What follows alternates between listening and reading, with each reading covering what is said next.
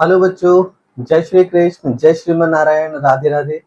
बच्चों, आज की क्लास में एक नया चैप्टर शुरू करने जा रहे हैं। Chapter number 5, continuity and differentiability. Chapter number 5, continuity and differentiability. तो बच्चों, मैंने इस चैप्टर को बेसिकली आप लोगों को इस चैप्टर की जो वीडियोस हैं वो इन 3 अलग अलग फेजेस पे मिलेंगी। सबसे पहला मैं कॉन्टिन्यूटी को कवर करूंगा, सेकेंड में डिफरेंशिएबिलिटी को कवर करूंगा, और थर्ड में फंक्शंस का डिफरेंशिएशन किस तरह से करते हैं, डिफरेंशिएशन ऑफ फंक्शंस। तो हम इनके ऊपर बात करेंगे। इसमें से कॉन्टिन्यूटी बहुत इंपॉर्टेंट टॉपिक है, इसके ऊपर क्वेश्चंस आते हैं, आपके बोर्ड एग्जाम्स में क्वेश्चन पूछे जाते हैं। डिफरेंशिएबिलिटी के भी ऊपर क्वेश्चन आ सकता है, और differentiation of the function is very very important topic, क्योंकि आगे चैप्टर नंबर 6 तो पूरा इसके ऊपर डिपेंड करता है, चैप्टर 7 इसके ऊपर डिपेंड करता है, इवन चैप्टर 8 इसके ऊपर डिपेंड करता है, चैप्टर 9 इसके ऊपर डिपेंड करता है।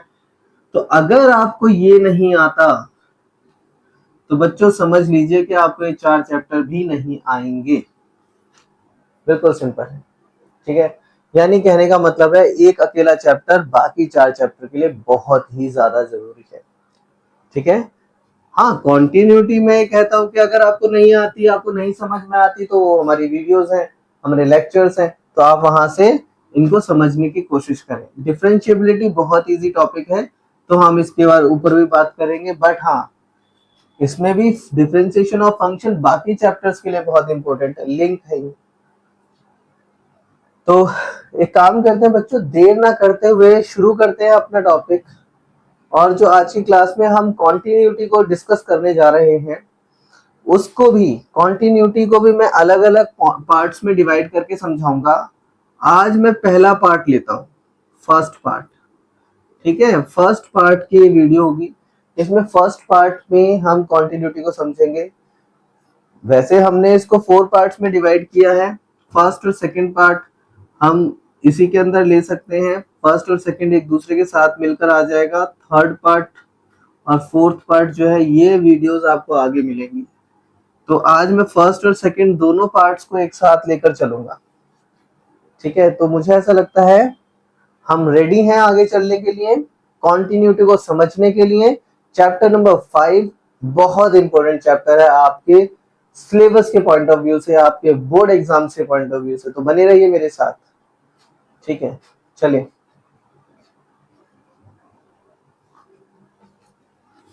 तो सबसे पहले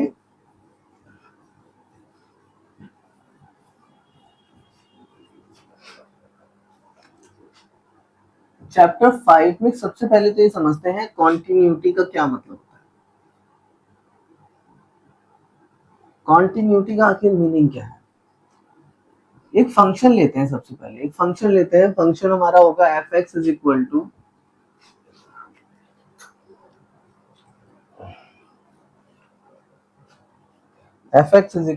one if x is less than equal to 0 and 2 if x is greater than 0। वैसे तो हम कोई भी फंक्शन ले सकते थे, ये फंक्शन लेते हैं।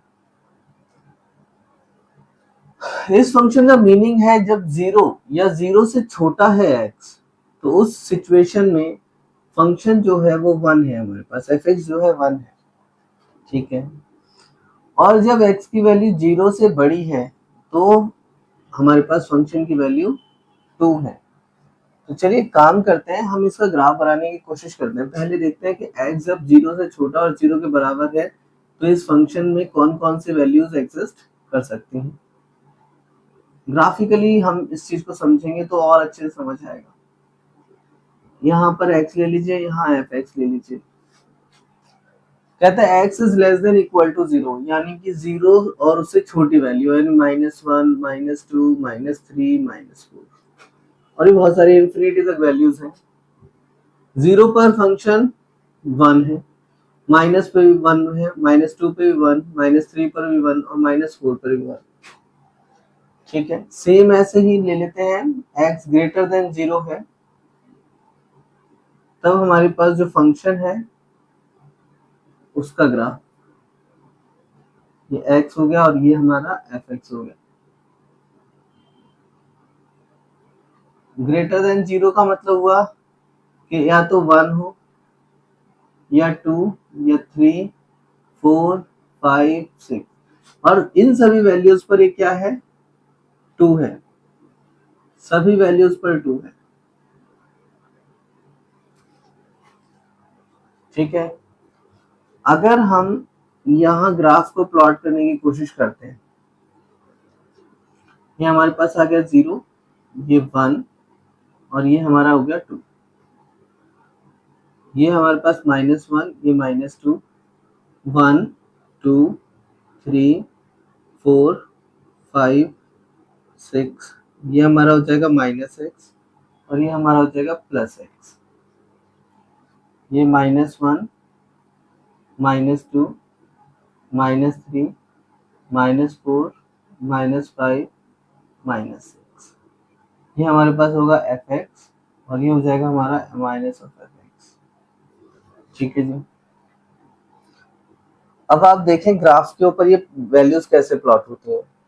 हम सबसे पहले ना x लेस देन 0 की तरफ देखते हैं, यानी कि x लेस देन 0 वाला ग्राफ प्लॉट करते हैं।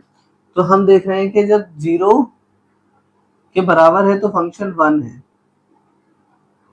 ये फंक्शन है 1। जब -1 है, ये माइनस, मैंने उल्टा प्लॉट कर दिया, प्लस है ये माइनस है बच्चों, वो एक्चुअली कुछ समझाते समझाते कुछ। चलिए, -1 पे फंक्शन कितना है, x -1 है तो वैल्यू 1 है, x -2 पर भी 1 है, x -3 पर भी 1 है, x -4 पर भी 1 है और x -5 पर भी 1 है, x -6 पर भी 1 है। ठीक है, अब देखिए ग्राफ में किस तरह से प्लॉट कर रहा हूं कि जब मैं x, जब 0 के लेफ्ट में की बात हो रही है, ये लेफ्ट है सारा, जब हम लेफ्ट साइड से 0 की तरफ बढ़ते हैं, लेफ्ट साइड से हम 0 की तरफ बढ़ते हैं तो हमारा फंक्शन जो है 1 ही रहता है, फंक्शन कहीं चेंज नहीं होता। यानी कि लेफ्ट डायरेक्शन से जब मैं 1 की तरफ, मतलब 0 की तरफ आता हूं, जब भी मैं लेफ्ट साइड से 0 की तरफ आता हूं, फंक्शन की वैल्यू 1 ही रहती है। यानी कि लेफ्ट साइड से हमेशा ही फंक्शन की वैल्यू 1 रहती है। हम इसे ये भी कह सकते हैं, लेफ्ट हैंड लिमिट जो है वो हमेशा, left hand limit at x is equal to 0 is always 1, हमेशा क्या रहती है, 1 ही रहती है। जब भी हम लेफ्ट से 1 की तरफ जाते हैं, 0 की तरफ जाते हैं, तो हमेशा फंक्शन की वैल्यू 1 रहती है। अब हम देखते हैं जब 1 होगा फंक्शन तो 2 होगा, 1 पर क्या वैल्यू है, 2 है। और बच्चों अगर हम यहाँ पर ये समझें कि भाई 0.1 पर क्या वैल्यू होगी, तो 0.1 पर भी 2 ही होगी। यानी कि 0 से थोड़ा सा भी कोई नंबर बड़ा होगा तो उस पर वैल्यू क्या होगी, 2 ही होगी। तो हम यहाँ क्या करते हैं, 2 पर हम एक ऐसे सर्कल लगाते हैं जो कि खाली होगा, यानी कि 2 नहीं है, 0 पर वैल्यू 2 नहीं है, लेकिन 0 के नेबरहुड में जितने भी नंबर्स होंगे, कैसे नंबर्स, 0.1 हो गया, 0.001 हो गया, 0.00001 हो गया, इन सभी पॉइंट्स पर जो कि एग्जैक्टली 0 तो नहीं है 0 तो नहीं है मगर 0 के पास है, और इन सभी पॉइंट्स पर ये फंक्शन हमेशा 2 वैल्यू प्रोवाइड करता है। 2 पर फंक्शन 2 देता है, 3 पर फंक्शन 2 देता है, 4 पर फंक्शन भी 2 देता है, 5 पर भी 2 देता है, 6 पर भी 2 देता है। तो कहने का मतलब है अगर मैं राइट हैंड साइड से आता हूं 0 की तरफ तो फंक्शन की वैल्यू हमेशा ही 2 रहती है। यानी कि इसे हम क्योंकि राइट से आ रहे हैं तो राइट हैंड लिमिट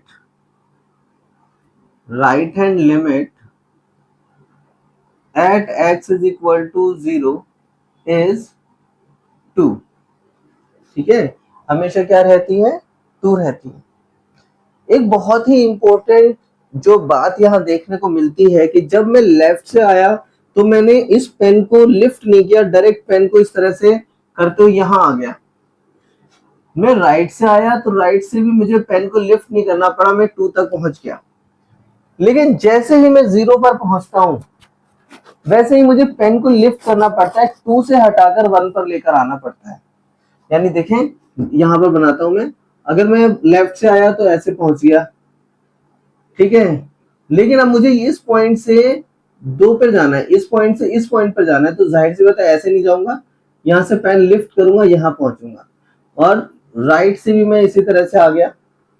इस पर्टिकुलर पॉइंट पर मुझे पेन को लिफ्ट करना पड़ा, इस पर्टिकुलर पॉइंट पर मुझे पेन को लिफ्ट करना पड़ा। इसका मतलब ये फंक्शन इस पर्टिकुलर पॉइंट पर टूटा हुआ है, इसका मतलब ये इस पर्टिकुलर पॉइंट पर ये फंक्शन सीधा नहीं चल रहा।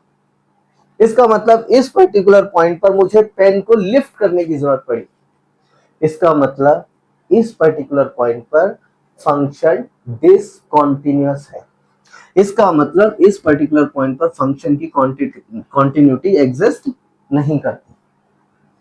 तो हेंस हम ये कह सकते हैं, hence at x is equal to 0 f is not continuous.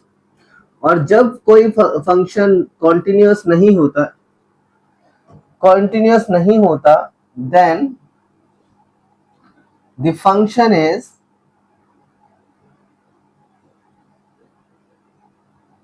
not continuous, then the function is discontinuous at x is equal to 0। मतलब दोनों बातें एक ही हैं कि फंक्शन नॉट कंटिन्यूअस है यानी कि फंक्शन कॉन्टिन्यूअस नहीं है, या फिर फंक्शन डिसकंटिन्यूअस है। ठीक है, बातें यही है। तो मुझे लगता है बच्चों आपको ये छोटा सा पॉइंट हल्का सा क्लियर हुआ होगा कि जब भी हम लेफ्ट हैंड साइड से आ रहे हैं, जब भी हम राइट हैंड साइड से आ रहे हैं, तो एक पर्टिकुलर पॉइंट पर ही मुझे पेन को लिफ्ट करने की जरूरत पड़ रही है, और वो पॉइंट है 0। यानी 0 पर मुझे पेन को उठाना पड़ता है और मुझे दूसरे पॉइंट पर लेकर जाना पड़ता है। इसका मतलब ये फंक्शन सारे नंबर्स पे तो कॉन्टिन्यूअस है, लेकिन ये function x is equal to 0 पर कॉन्टिन्यूअस नहीं है। चलिए आप एक काम करें बच्चों, इसका स्क्रीनशॉट ले लीजिए।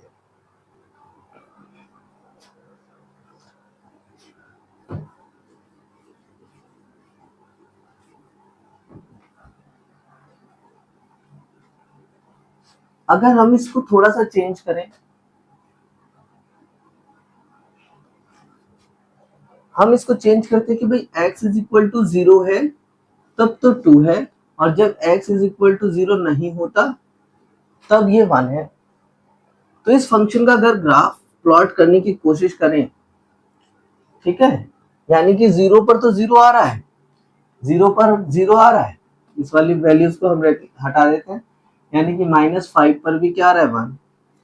ऐसे ये 2 नहीं आ रहा कहीं पर भी, ये क्या आ रहा है बच्चों 1 आ रहा है। और ये तो बहुत बड़े नंबर ले लिए मैंने, एक्चुअल में लिमिट में जो नंबर लेने चाहिए वो बहुत ही छोटे छोटे नंबर भी हो सकते हैं और होते ही हैं बेसिकली। देखिए अब इस फंक्शन को बनाने की कोशिश करते हैं, मैं ज्यादा प्लॉट नहीं करूंगा, ज्यादा टाइम नहीं लूंगा आप लोगों का। जब x इज इक्वल टू 0 है, 1 2 3 4 5 6, -1 -2 -3 -4 -5 -6, ये -x और ये +x, यहाँ पर है 1 और यहाँ पर है 2। जब फंक्शन 0 है तब तो वो 2 है, यानी कि फंक्शन 0 पर ये 2 आ रहा है, ये है। और जब फंक्शन 0 नहीं है, यानी कि फंक्शन कितना हो सकता है, फंक्शन हो सकता है 0.1, तभी फंक्शन की वैल्यू क्या है 1 है। जब ये फंक्शन -0.1 है तभी फंक्शन की वैल्यू 1 है, यानी कि -1 पर भी 1 है, -2 पर भी 1 है, -3 पर भी 1 है, और यहाँ पर 0.1 पर भी 1 है, 0.1 पर भी 1 है, और भी छोटी छोटी वैल्यूज पे सब पे 1 है वो। ठीक है, यहाँ पर भी 1 है, यहाँ पर भी 1 है, यहाँ पर भी, और 1 पर तो 1 है ही, 2 पर तो 1 है, 3 पर भी 1 है, मतलब कहने का है जब मैं लेफ्ट, ये लेफ्ट है हमारा, जीरो के लेफ्ट में है, जब हम लेफ्ट से जीरो की तरफ जाते हैं, जब हम राइट से जीरो की तरफ आते हैं, हम जब लेफ्ट से जीरो की तरफ जाते हैं तभी भी हमें वन की तरफ ही जाना पड़ता है। ठीक है, इसे हम खाली सर्कल के रूप में रखेंगे। और जब हम राइट से आते हैं तभी भी हमें वन की तरफ आना पड़ता है।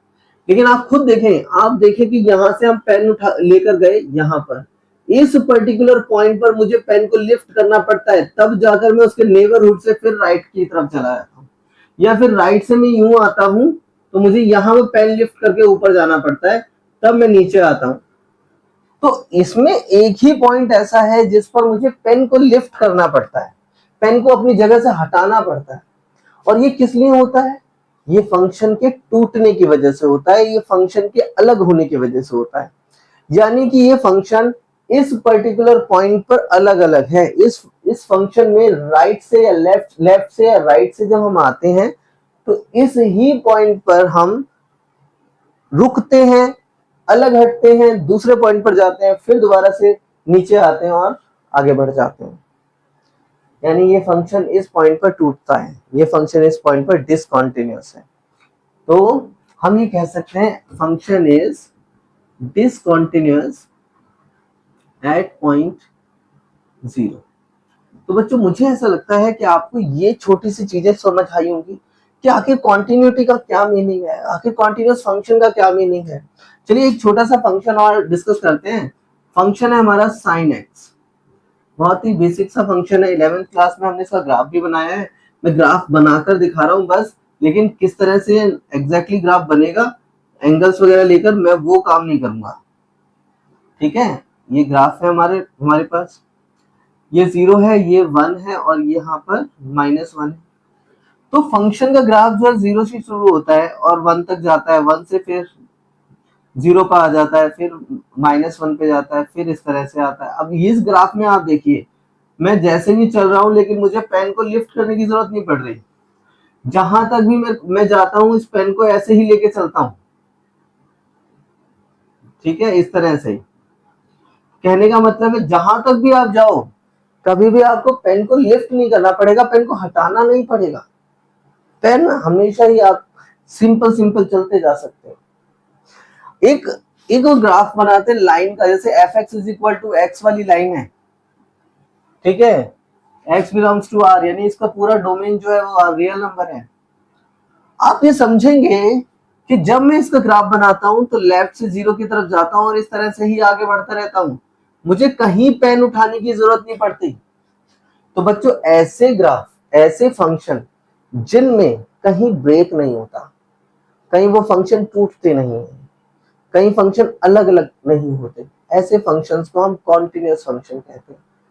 ऐसे फंक्शन को हम कॉन्टिन्यूअस फंक्शन कहते हैं। तो ये दो अलग अलग फंक्शंस के एग्जांपल्स मैंने आपके सामने रखे हैं, ये दोनों ही फंक्शन कॉन्टिन्यूअस फंक्शन है, जबकि दो बुक के ही आपके बिल्कुल स्टार्टिंग में दे रखे हैं। ये दोनों फंक्शंस आप देखें तो ये दोनों फंक्शन हमारे डिसकंटिन्यूअस फंक्शन है at x is equal to zero. बाकी आप देखें लेफ्ट राइट में भी ये कॉन्टिन्यूअस है, आप पूरा पेन उठा के लेकर पूरा पेन एक साथ लेकर आते हैं, लेफ्ट में भी ये कॉन्टिन्यूअस है, बट टू पर ये डिसकंटिन्यूअस है। तो चलिए कॉन्टिन्यूटी हम डिस्कस करते हैं अब एट अ पॉइंट।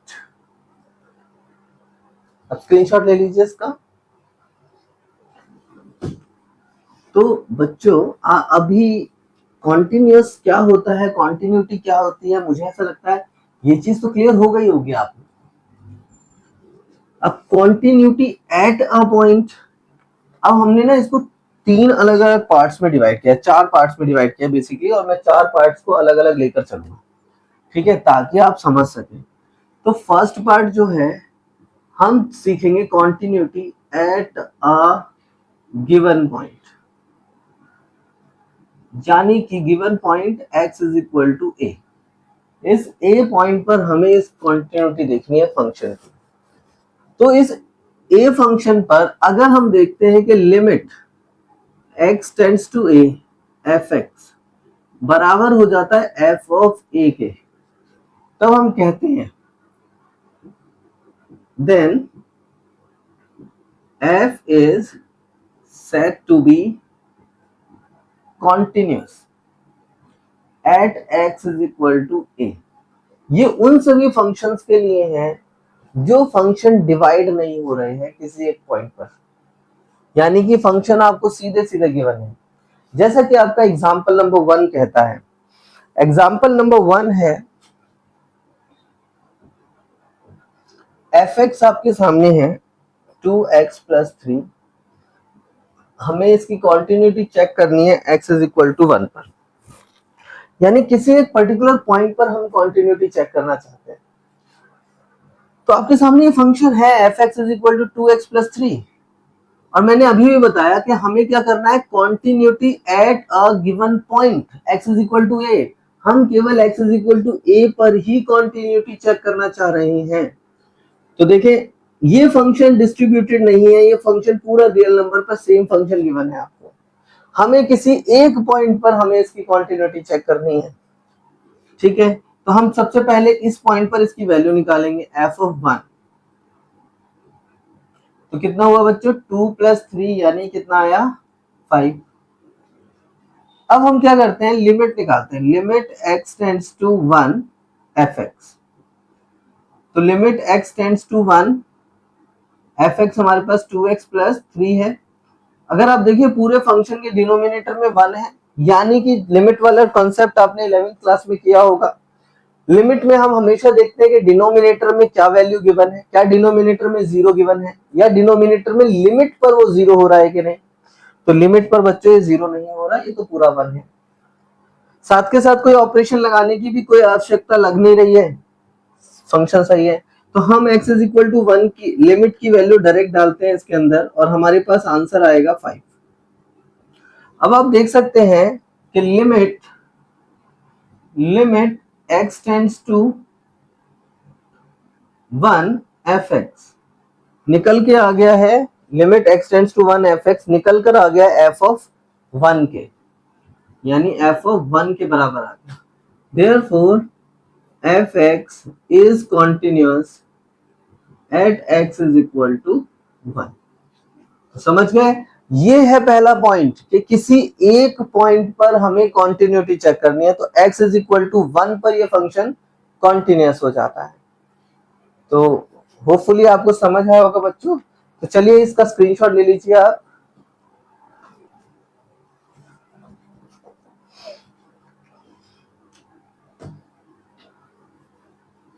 चलिए एग्जाम्पल 1 आप लोगों को क्लियर हुआ होगा होपफुली।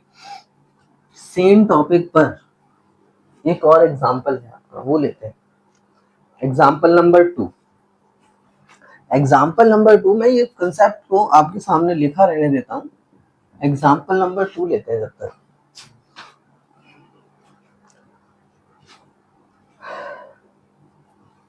ये हमारा कंसेप्ट है, ये हमारी डायरेक्शन है कि हमें इस तरह से ही काम करना है। तो ये बहुत इंपॉर्टेंट चीज है, यानी x is equal to a पर हमें यही चीज चेक करते हुए चलना है कि फंक्शन जब भी फंक्शन को हमें एक पॉइंट पर ही कॉन्टिन्यूटी निकालनी है, हमेशा ये चीज निकाल लो आप, ये निकाल लो आप। अगर ये निकाल लोगे और ये इक्वल होगा तो फंक्शन हमेशा ही कॉन्टिन्यूअस है उस पॉइंट पर, ठीक है। अब हमारा एग्जाम्पल नंबर 2 क्या हमें कहता है, examine whether the function f given by fx is equal to x square is continuous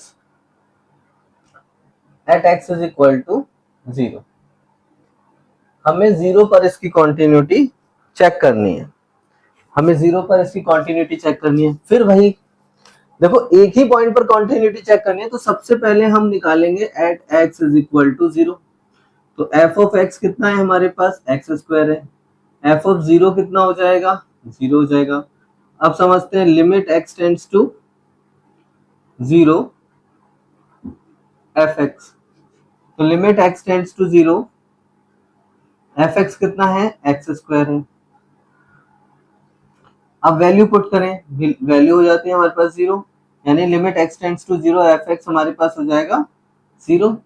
तो हम कह सकते हैं कि लिमिट x टेंड्स टू 0, आप ये भी समझ सकते हैं ना 0 क्यों डाला हमने, क्योंकि इसके डिनोमिनेटर में 1 है और जब भी 1 होता है तो हम डायरेक्ट लिमिट पुट कर देते हैं। तो यहाँ पर हमने लिमिट पुट करी, x की वैल्यू हमारे पास 0 आ गई, लिमिट की वैल्यू 0 आ गई। इसका मतलब हुआ therefore limit x tends to 0 f(x) is equal to f of 0। Hence f(x) is continuous at x is equal to 0।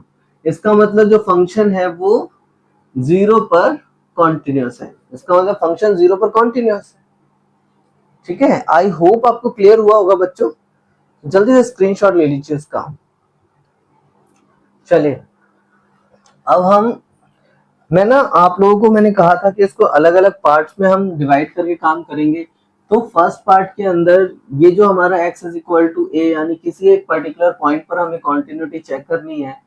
इस पॉइंट के से रिलेटेड हमारे पास जो क्वेश्चंस हैं वो हमारी एक्सरसाइज में क्वेश्चन नंबर 1 गिवन है। तो हम एक काम करते हैं, एक्सरसाइज को भी इसके साथ ही करते हैं, एक्सरसाइज 5.1। और हम सबसे पहले जो करने जा रहे हैं वो है क्वेश्चन नंबर 1, 5.1 क्वेश्चन नंबर 1। तो बच्चों 5.1 का क्वेश्चन नंबर 1 कहता है कि prove that the function f(x) 5x minus 3, फंक्शन है हमारे पास f(x) is equal to 5x minus 3 is continuous at x is equal to 0, x is equal to minus 3 and at x is equal to 5। इन सभी points पर ये function continuous है। हमें ये चीज फाइंड करनी है कि इन तीनों पॉइंट्स पर ये कॉन्टिन्यूस है। तो देखो ये वही सिचुएशन हो गई एट अ पॉइंट वाली सिचुएशन, यानी कि फंक्शन किसी एक पर्टिकुलर पॉइंट पर कॉन्टिन्यूस है, वो वाली सिचुएशन हो गई। तो हम देखते हैं कि f(x) हमारे पास 5x माइनस 3 है, at x is equal to 0। 0 पर क्या होता है, तो हम 0 पर हमारा फंक्शन क्या ले रहे हैं, 5x माइनस 3 ले रहे हैं।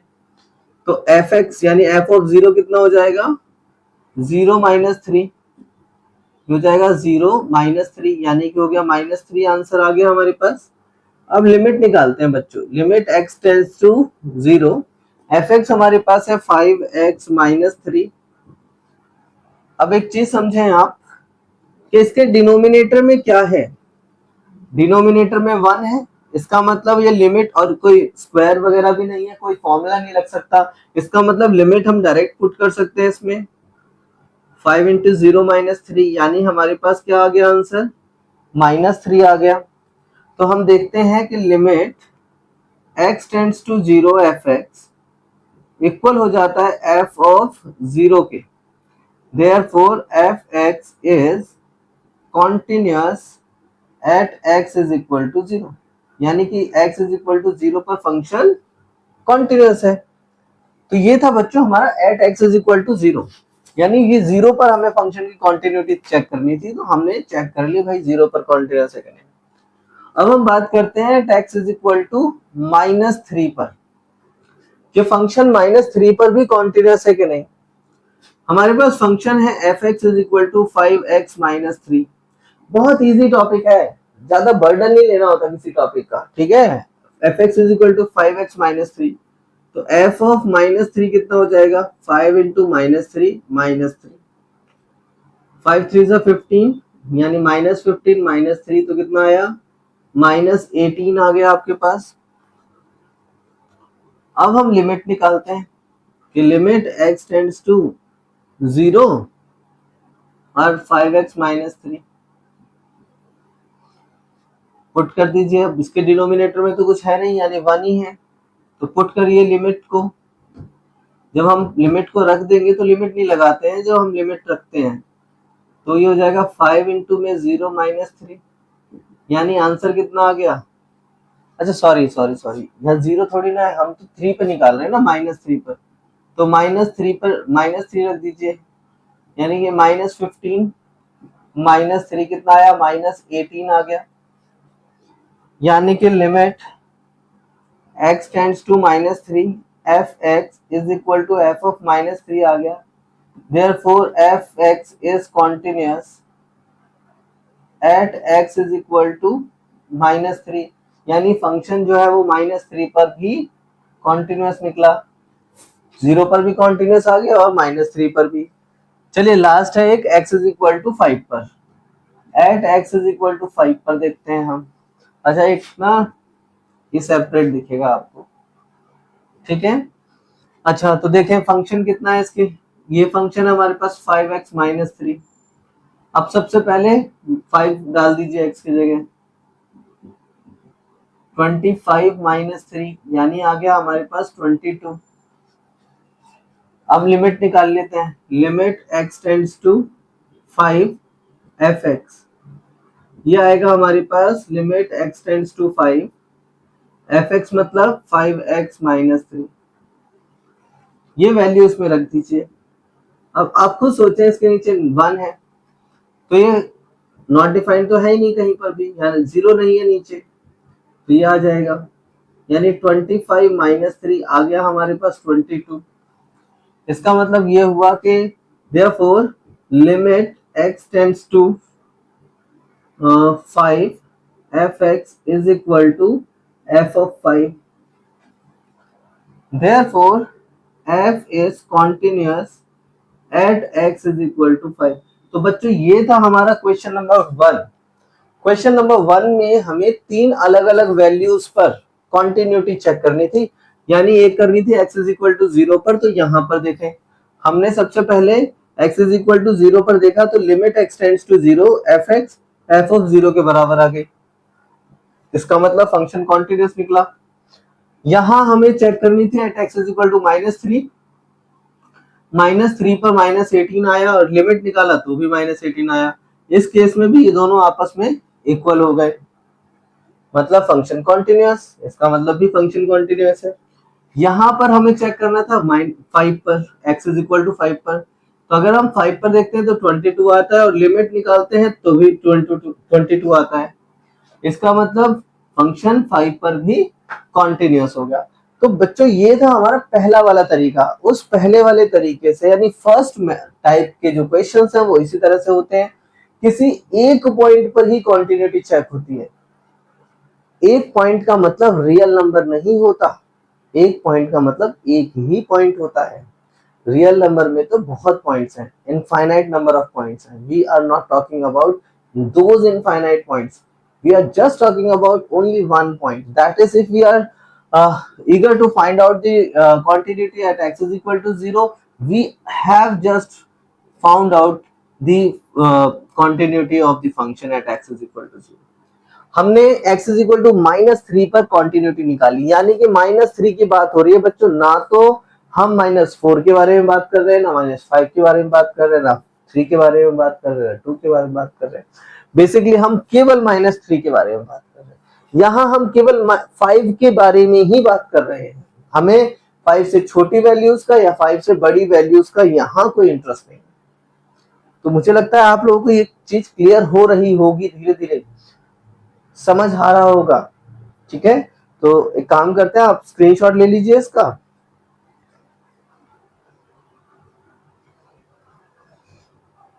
चलिए अब करते हैं क्वेश्चन नंबर 2।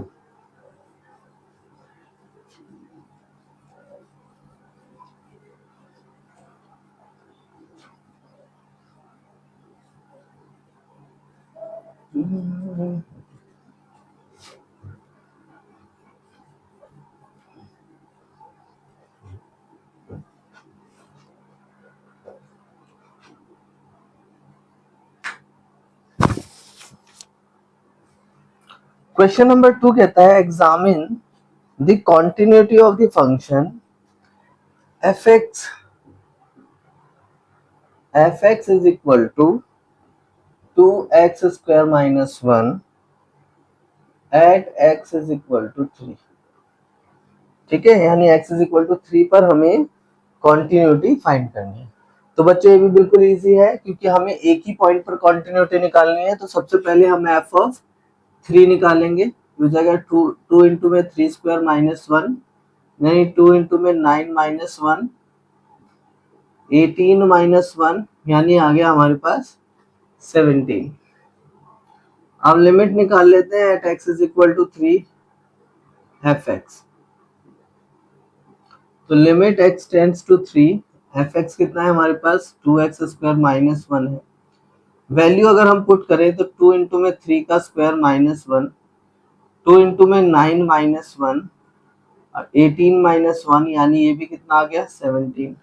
हम कह सकते हैं कि limit x tends to 3 f x बराबर हो जाएगा एफ ऑफ 3 के। Therefore f is a continuous function. ठीक है, continuous function at x is equal to 3। तो x इज इक्वल टू 3 पर फंक्शन कैसा है, ये कॉन्टिन्यूअस फंक्शन है। तो चलिए स्क्रीनशॉट ले लीजिए बच्चों।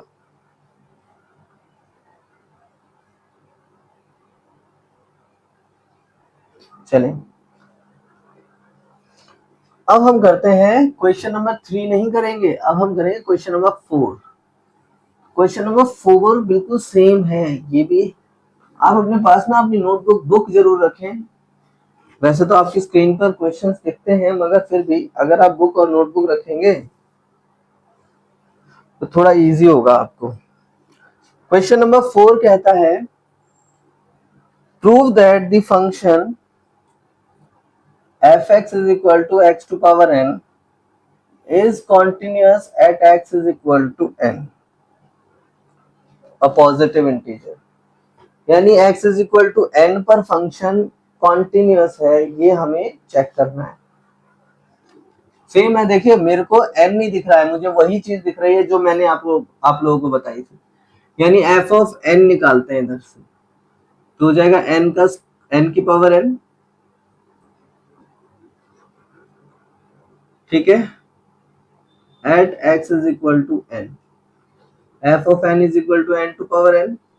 चलिए लिमिट निकालते हैं, limit x tends to n f x हमारे पास हो जाएगा limit x tends to n f x हमारे पास कितना है x टू पावर n है, तो वैल्यू पुट कर दीजिए n टू पावर n हो जाएगा। इसका मतलब ये हुआ कि limit x tends to n f x is equal to हो जाएगा f of n। Therefore f is a continuous function, f is a continuous function at x is equal to n। x is equal to n पर function कैसा है, continuous है।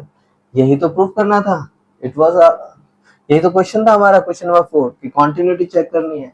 तो बच्चों ये जो क्वेश्चंस थे हमने किसी एक पॉइंट पर एट अ पॉइंट, ठीक है, कॉन्टिन्यूटी एट अ पॉइंट हमें ये चेक करना था।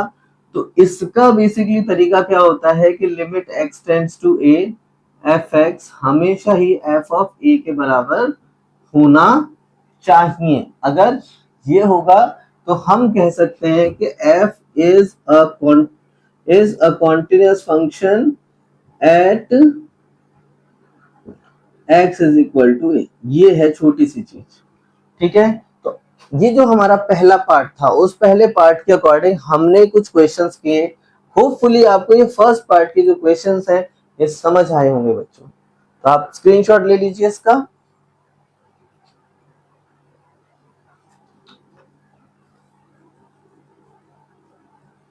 चलिए बच्चों, हमने अभी तक जो कॉन्टिन्यूटी थी एट अ पॉइंट बहुत अच्छे से डिस्कस कर लिया है, ठीक है। अब हम अपने पार्ट 2 पर पहुंचते हैं कि सेकंड पार्ट ऐसा पार्ट है, यानी पार्ट 2। पहला पार्ट था, पार्ट 1 था हमारा कॉन्टिन्यूटी एट अ पॉइंट, ठीक है। अब पार्ट 2 है, मतलब पार्ट 2 में क्या है कि पार्ट 2 के अंदर आपको पॉइंट ही गिवन नहीं है। जैसे इसमें तो था at x is equal to a, a पर हमें कॉन्टिन्यूटी निकालनी है, इसमें कोई पॉइंट ही गिवन नहीं है। तो हमें क्या चेक करना है, कॉन्टिन्यूटी एट एवरी पॉइंट, ठीक है। हर पॉइंट पर कॉन्टिन्यूटी, मतलब पूरे रियल नंबर पे कॉन्टिन्यूटी हमें चेक करनी है, ठीक है। और कंडीशन वही है कि the function is, function same ही है, फंक्शन स्प्लिट नहीं हो रहा दो पार्ट्स में, फंक्शन सेम चल रहा है। पॉलिनोमियल फंक्शन हो गया, कांस्टेंट फंक्शन हो गया, लीनियर फंक्शन हो गया, कुछ इस तरीके से फंक्शंस हैं। चलिए एग्जांपल से शुरू करते हैं, मुझे लगता है कि थोड़ा सा क्लियर होगा। एग्जांपल नंबर 5,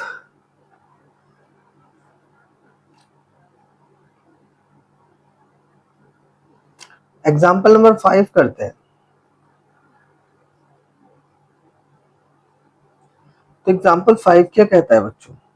कहता है check the points where the function f x is equal to k is continuous, constant function है, x is equal to k है, ठीक है, f x is equal to k है, ये कॉन्टिन्यूस फंक्शन है। अब ये कॉन्टिन्यूस कहाँ है कहाँ नहीं है ये नहीं, पूरे रियल नंबर पे कॉन्टिन्यूस है, हमें ये चेक करना है। तो ऐसी सिचुएशन में जब आपको पॉइंट्स नहीं गिवन और आपको पूरे रियल नंबर पे कॉन्टिन्यूटी चेक करनी है, एक ही फॉर्मूला है, let C be any real number, let C be any real number, c कोई रियल नंबर है। अब जब सी रियल नंबर है तो आप क्या करेंगे, एफ ऑफ सी निकालेंगे, ये के के बराबर हो जाएगा, लिमिट निकाल देंगे x tends to C F x, और एफ एक्स क्या है हमारे पास, एफ एक्स हमारे पास है के। तो अगर हम सी की वैल्यू डाल भी दें तो आंसर हमारा वही के आएगा। इसका मतलब ये हुआ कि limit x tends to C F x हमारे पास f ऑफ c के बराबर आ गया। Therefore f is continuous at all real values या real number, at all real numbers, यानी कि सभी रियल नंबर्स पर ये फंक्शन कॉन्टिन्यूस है। चलिए इसी के अंडर में पार्ट 2 के अंडर में ही हम एग्जांपल नंबर 6 देखते हैं। एग्जांपल 6 कहता है prove that the identity function fx, identity function on real numbers given by fx is equal to x is continuous at every real number. fx is equal to x, fx is equal to x is continuous at every real number, ठीक है। फिर same वही है, ये भी हमें सारे real numbers पे दिखाना था, इसको भी हमें सारे रियल नंबर्स पे दिखाना है। तो हम क्या करेंगे, let C be any real number, हम मानेंगे कि सी कोई रियल नंबर है, ठीक है। हम इस फंक्शन की value f x is equal to x की वैल्यू एफ ऑफ सी पर निकालते हैं, क्या हो जाएगा सी। हम एक काम और करते हैं कि लिमिट निकाल लेते हैं, limit x tends to C F x, ये हमारे पास आएगा limit x tends to C F x का हो जाएगा एक्स, वैल्यू पुट कर दीजिए, हमारे पास आएगा सी, तो पुट करेंगे हमारे पास सी आ जाएगा ये, यानी कि limit x tends to C F x बराबर हो जाएगा एफ ऑफ सी के।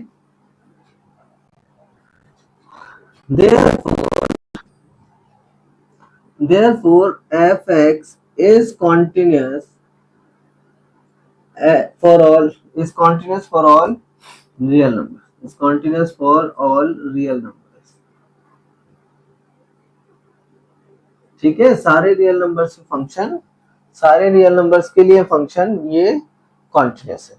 तो बच्चों ये था हमारा पार्ट 2 जिसमें हमें किसी एक पर्टिकुलर पॉइंट पर पार्ट 1 में हमें किसी एक पर्टिकुलर पॉइंट पर कॉन्टिन्यूटी चेक करनी थी, इसमें कॉन्टिन्यूटी चेक करनी है, लेकिन इस पर कोई पॉइंट हमें गिवन नहीं है, इसमें हमें कॉन्टिन्यूटी पूरे रियल नंबर्स पर ही चेक करनी है, यानी कि इस पे कॉन्टिन्यूटी हमें पूरे रियल नंबर्स पर ही चेक करनी है।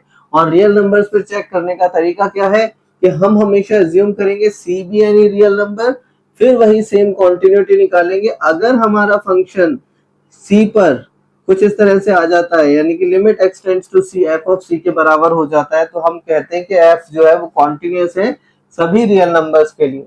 ये ऐसे ही हमने दूसरे फंक्शन एग्जांपल नंबर 6 में भी किया, let C be any real number, और हमने सारी कॉन्टिन्यूटी निकाली, लास्ट में हम देखते हैं कि हमारा जो फंक्शन है लिमिट एक्स टेंड्स टू सी पर एफ एक्स हमारा एफ ऑफ सी के बराबर हो जाता है। इसका मतलब फंक्शन हमारा सारे रियल नंबर्स के लिए कॉन्टिन्यूअस होगा। तो बच्चों ये थे दो तरीके, ठीक है। हमने इनको दो अलग अलग तरीकों में डिवाइड किया है, इसलिए आपको मुझे लगता है जैसे ही आप क्वेश्चन देखते हैं, अरे ये क्वेश्चन तो बिल्कुल सिंपल है, इसमें किसी एक पॉइंट पर निकालना है क्वांटिटी, आपने बिल्कुल देर नहीं करनी है, फॉलो करना है, बिल्कुल सेम मेथड फॉलो करना है और सॉल्व कर देना है, ठीक है। अब हम आगे चल के बात करेंगे थर्ड पार्ट की, बट आज हम केवल पहले और दूसरे पार्ट के बारे में बात करने वाले हैं। अब आते हैं हम क्वेश्चन एक्सरसाइज पर, अपनी एक्सरसाइज पर, ठीक है। आप स्क्रीनशॉट ले लीजिए जब तक।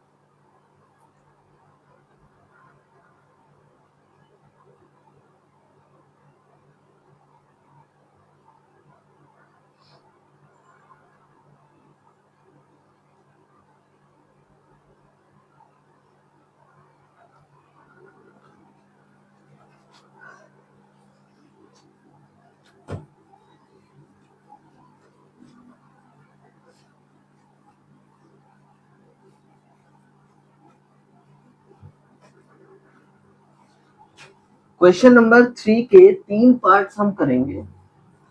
क्वेश्चन नंबर 3 के हम 3 पार्ट्स करने वाले हैं, चौथा पार्ट हम बाद में करेंगे, ठीक है। तो हम बात कर रहे हैं आज क्वेश्चन नंबर 3 पार्ट 1 की।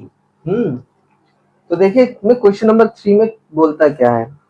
क्वेश्चन नंबर 3 कहता है examine the following function for continuity. नीचे दिए गए फंक्शंस को कॉन्टिन्यूटी के लिए एग्जामिन करिए। तो पहला पार्ट है यानी ए पार्ट 1, मतलब ए पार्ट है यहाँ पर F x is equal to X minus 5। ये है हमारे पास F x is equal to X minus 5 है, ठीक है। सेम फंक्शन है, हमें कोई वैल्यू नहीं गिवन। क्वेश्चन आपने अगर क्वेश्चन आपने ध्यान से देखा हो, ठीक है, तो हमें एक्स की कोई वैल्यू गिवन नहीं है जिसके ऊपर कॉन्टिन्यूटी फाइंड करनी है। बेसिकली हमें सारे रियल नंबर्स पर इसको चेक करना होगा कि फंक्शन कॉन्टिन्यूअस है या डिसकॉन्टिन्यूअस है। तो हम एज्यूम करेंगे let C be any real number, मानते हैं कि सी कोई रियल नंबर है। एफ ऑफ सी हमारे पास हो जाएगा सी माइनस 5, ठीक है जी। Limit x tends to C F x, तो limit x tends to C F x हमारे पास एक्स माइनस 5 है। वैल्यू अगर हम पुट करते हैं तो हमारे पास आएगा सी माइनस 5, ठीक है, ये वैल्यू आ गई।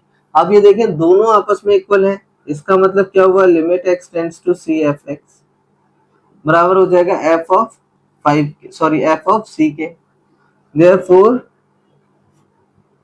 therefore fx is continuous for all real numbers,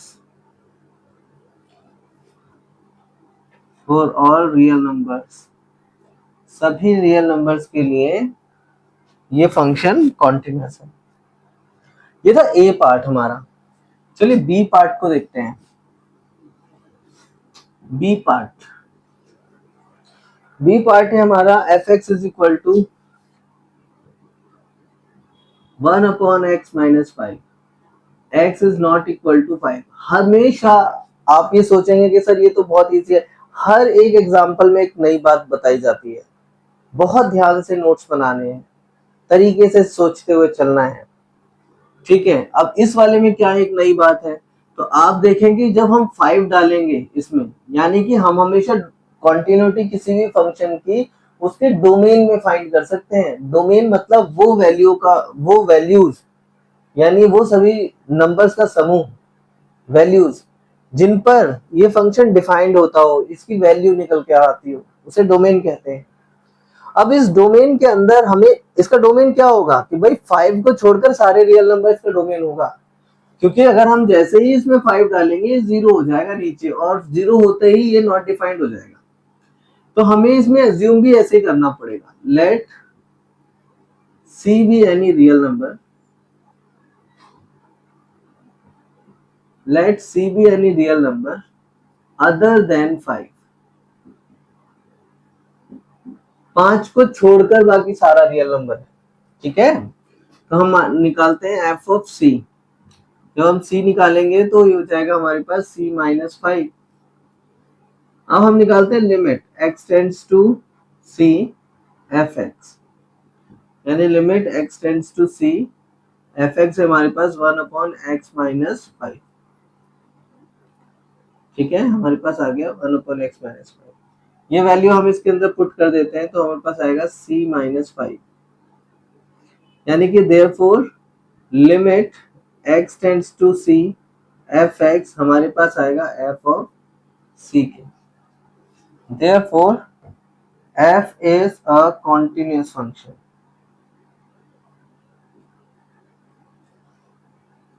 For all real numbers. यानी f कैसा फंक्शन है, सभी रियल नंबर्स के लिए ये कॉन्टिन्यूस फंक्शन है। तो चलिए बच्चों आप स्क्रीनशॉट ले लीजिए इसका।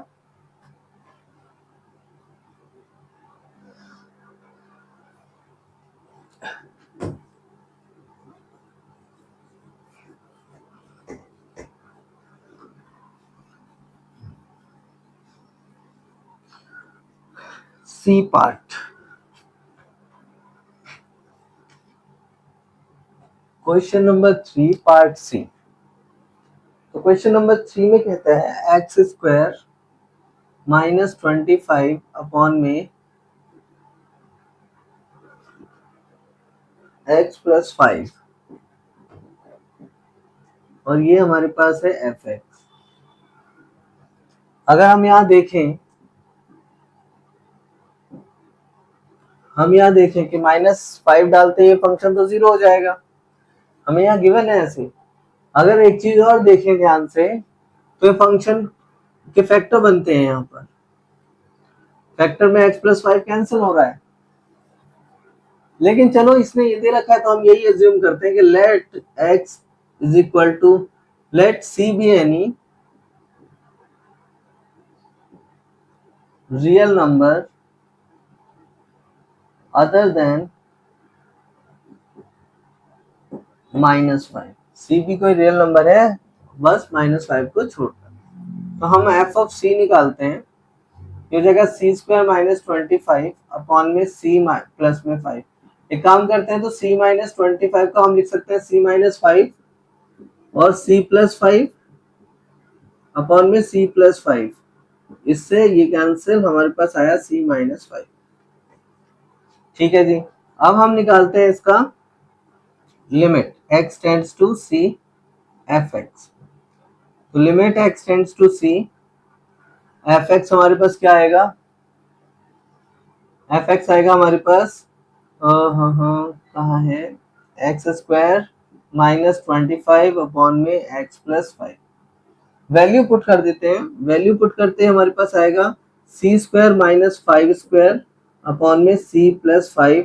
अगर हम सॉल्व करते हैं तो हमारे पास फिर आएगा c minus 5 c plus 5 upon में c प्लस 5।